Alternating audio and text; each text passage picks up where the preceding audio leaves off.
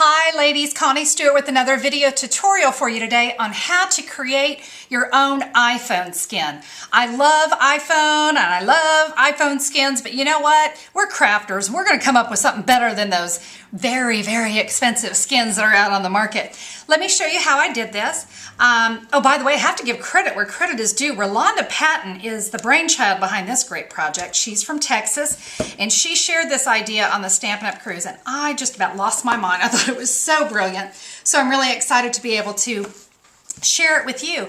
I started with just a clear phone case that fits the iPhone 4. That's the one I'm going to be working with, but if you're an iPhone 3 people, stay tuned. I got tips for you too. There are a lot of different cases on the market, and I want to encourage you to spend a little more. I've had a lot of people who have gone and created these after they saw my post on it, and they said, yeah, I got a case for $3 online. Yeah, well, they got just that, guys, a $3 case. And they said it's always falling off, and you know, it's an expensive phone. Go ahead and invest in a little bit better case. This one I picked up at just my local electronics store. It's just one of the best. And it's a Griffin. It's got a little rubber on the side. It's also very dirty because it's been in my purse. So if I were to do it again, I would have gone with the black one instead of the white one. But that's how we're going to get started. So let's start creating. I've got my iPhone. I'm going to put it on my grid paper and do a quick measurement. It's measuring at 4 by 2 1/4. So I have cut a piece of cardstock 4 by 2 1/4. I'm going to take our corner rounder and I'm just going to snip the ends so it'll fit into my case nicely. Get out of there. All right, here we go. Snip those off. We're going to slide that into our case. Oh, perfect fit. Yay, I was hoping it would. Now I'm going to take clear block C and slide it into my case so that I have a hard surface underneath there so that I can trace my opening.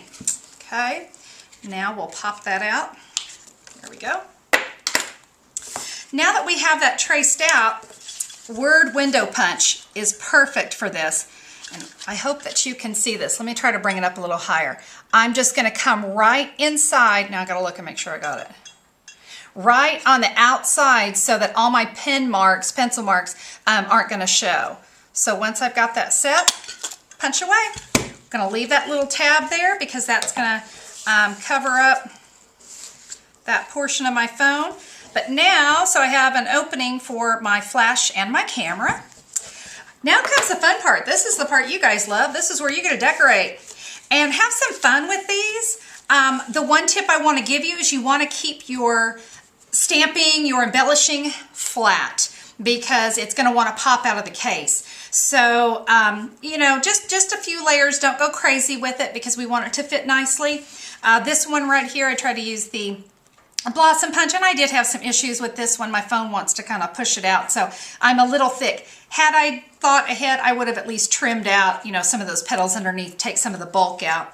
If you want to add bling, because there's no buttons, brads, rhinestones, none of that, you're not going to be able to fit your phone in, I really recommend the glimmer paper for that. So you can get your bling, girls. You can have that. Ooh, can't you just see that whole thing in glimmer paper? Woo! All right. I also like to use designer series paper and run it through the Square Lattice Impressions folder just to give it some nice texture when it's in there. That's really nice. Now my other favorite way to use the to make these iPhone skins, I love it, is my digital studio. Brilliant, brilliant.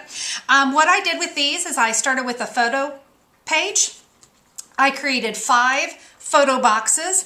I did measure them a little bit more than my iPhone. My iPhone was 4.5 by 2 1/4, so I went ahead and went 4 3/4 by 2 1/2, just so that when I cut it, I could, you know, kind of play and get things set just right. And what I love about my digital studio, I can add bling, I can add ribbon, I can do all those fun things because it all stays flat.